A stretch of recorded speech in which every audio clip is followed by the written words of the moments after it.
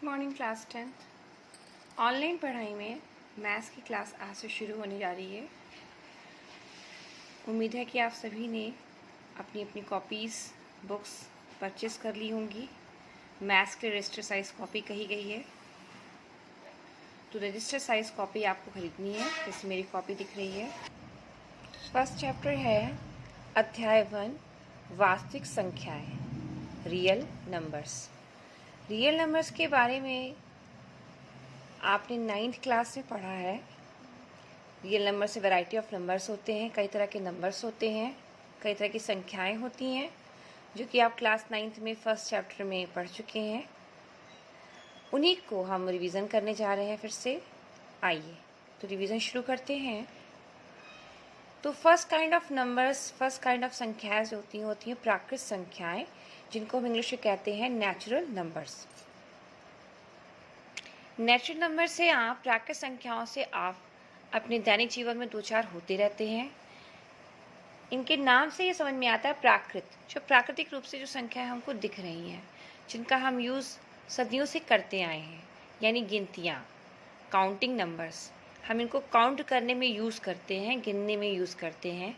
Start होती हैं 1 से और 1 2 3 4 10 11 सो ऑन 50 543, इस तरह से करते करते यहाँ पे और बड़ी बड़ी संख्याएं ये सब होती जाती हैं।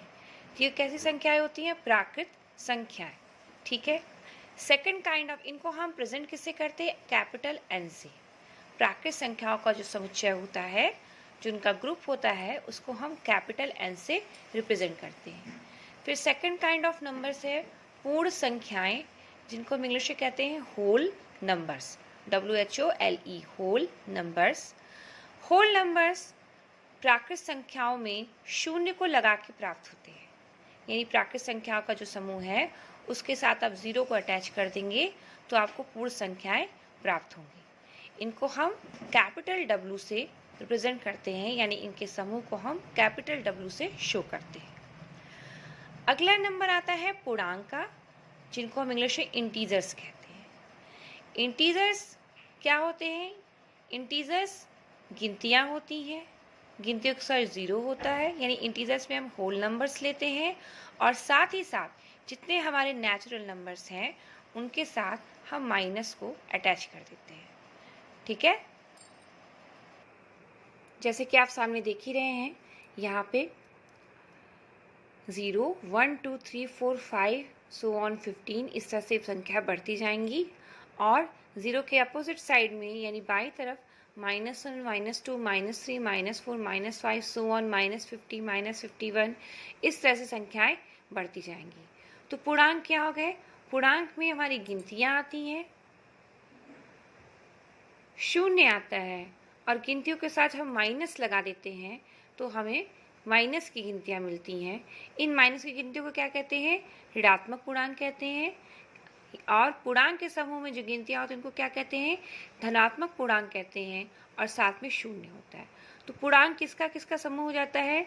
धनात्मक पूर्णांक, शून्य और ऋणात्मक पूर्णांक का। इसको हम कैपिटल Z से रिप्रेजेंट करते हैं। ठीक है। नेक्स्ट नंबर है परिमेय संख्याओं का, जिनके बारे में आप क्लास 9th में पढ़ चुके हैं। इनको हम क्या कहते हैं? Rational numbers. तो रेशनल नंबर्स क्या होते हैं?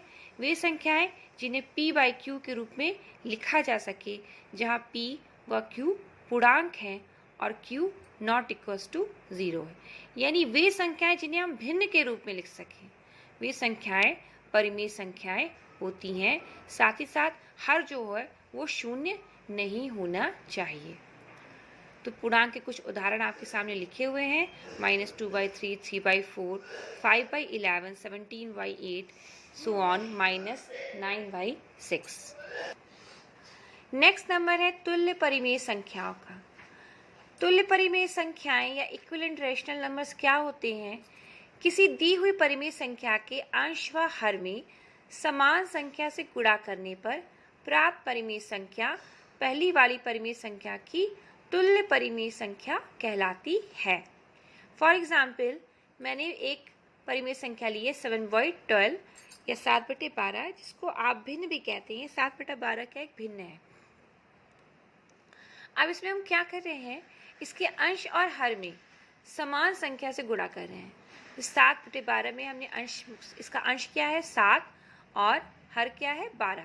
इसमें यहाँ पे भी हमने 2 से गुणा किया और हर में भी 2 से गुणा किया। या फिर हम 7/12 में अंश में 3 से और 12 हर में 3 से गुणा करें, या फिर 7/12 में अंश में 4 से और हर में 4 से गुणा करें, या फिर इसी तरह से हम 5 का गुणा करें। तो हम किसी भी संख्या को लें और भिन्न के अंश और हर में उसी संख्या से हम गुणा करें।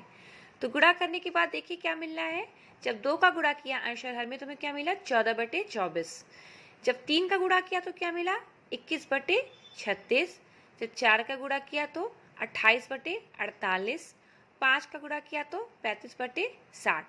तो ये सारी जो संख्याएं हैं ये 7/12 के इक्विवेलेंट है, यानी तुल्य है। तो ये कैसी संख्याएं हो गई, तुल्य परिमेय संख्याएं हो गई। तो तुल्य परिमेय संख्या क्या हो गई कि जब भी हम कोई भिन्न लेंगे उसके में हम समान संख्या से गुणा करेंगे अंश और हर में, तो हमें जो संख्याएं प्राप्त होंगी वो पहले वाली संख्या की क्या होंगी, तुल्य परिमेय संख्या होंगी। अब नेक्स्ट नंबर है इर्रेशनल नंबर। इरेशनल नंबर्स अपरिमेय संख्याओं के बारे में भी आप क्लास 9 में पढ़ चुके हैं दशमलव प्रसार के द्वारा। यहाँ पे क्या है, वे संख्याएं जिन्हें PYQ के रूप में व्यक्त नहीं किया जा सकता है वे संख्याएं अपरिमेय संख्याएं होती हैं। यानी सिंपली जो संख्याएं परिमेय नहीं होंगी वे संख्याएं अपरिमेय संख्या होंगी। जैसे उदाहरण में √2, √3, √5, √7 एंड सो ऑन। यानी जितनी भी आपकी अभाज्य संख्या है उनका करणी जो होगा, उनका स्क्वायर रूट, उनका वर्गमूल जो होगा वो हमको एक अपरिमेय संख्या प्राप्त होगी। तो अभी तक आपने जितना भी रिवीजन किया है उसका समरी, उसका सारांश, वास्तविक संख्याएं क्या हो गई, वास्तविक संख्याएं परिमेय संख्याओं और अपरिमेय संख्याओं का समुच्चय होती हैं, ये वास्तविक संख्याएं कहलाती हैं। अब वास्तविक संख्याओं में जो परिमेय संख्या होती हैं, परिमेय संख्या में भी कई प्रकार की संख्याएं होती हैं। नेचुरल नंबर, प्राकृत संख्या, W होल नंबर्स, Z पूर्णांक और Q रैशनल नंबर्स। तो परिमेय संख्या के समुच्चय में हमको नेचुरल नंबर, होल नंबर और इंटीजर्स भी प्राप्त होते हैं।